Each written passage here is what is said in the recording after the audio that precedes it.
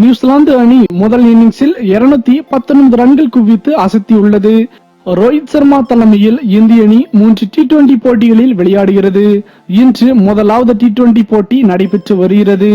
இந்த போட்டி வெலிங்டனில் உள்ள வெஸ்ட் பார்க் மைதானத்தில் நடைபெறுகிறது.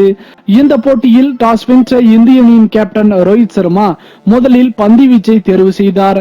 தொடக்க ஆட்டக்காரர்களாக களமிறங்கிய டிம் செரிபெட் மற்றும் முன்ட்ரோ களமிறங்கி இந்திய அணி வீரர்களின் பந்து வீச்சை நார்நாராக கிழித்து தொங்கவிட்டனர். முன்ட்ரோ 34 ரன்களிலும், டிம் செரிபெட் 84 ரன்களிலும், கேன் வில்லியம்சன் 34 ரன்களிலும் ஆட்டமிழந்தார். இதையடுத்து நியூசிலாந்து அணி முதல் இன்னிங்ஸில் 20 ஓவர்களில் 6 விக்கெட் இழப்பிற்கு 219 ரன்கள் குவித்தது.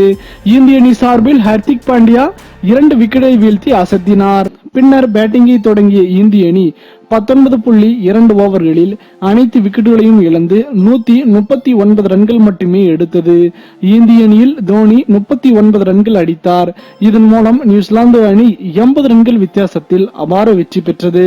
மேலும் 3 T20 போட்டிகள் கொண்ட தொடரில் 1-0 என்ற கணக்கில் முன்னிலையில் உள்ளது நியூசிலாந்து அணி. இந்த நிலையில் நியூசிலாந்து அணியுடனான இந்த தோல்வி குறித்து பேசிய இந்திய அணி கேப்டன் ரோஹித் சர்மா, இந்திய அணியை விட நியூசிலாந்து அணியின் ஃபீல்டிங் மிக அற்புதமாக இருந்ததால் இந்திய அணியினரால் தப்பிக்க முடியாமல் போனது.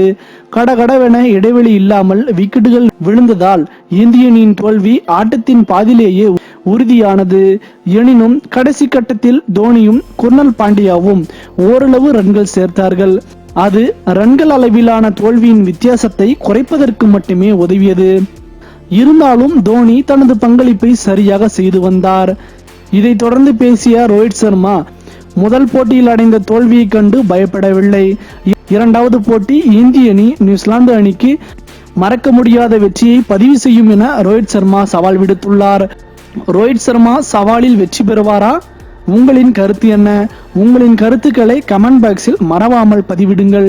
மேலும் இது போன்ற சுவாரஸ்யமான செய்திகளை உடனுக்குடன் தெரிந்து கொள்ள தமிழ் சேரை சேனலை சப்ஸ்கிரைப் பண்ணுங்க. மறக்காம பெல் ஐக்கானை கிளிக் பண்ணுங்க.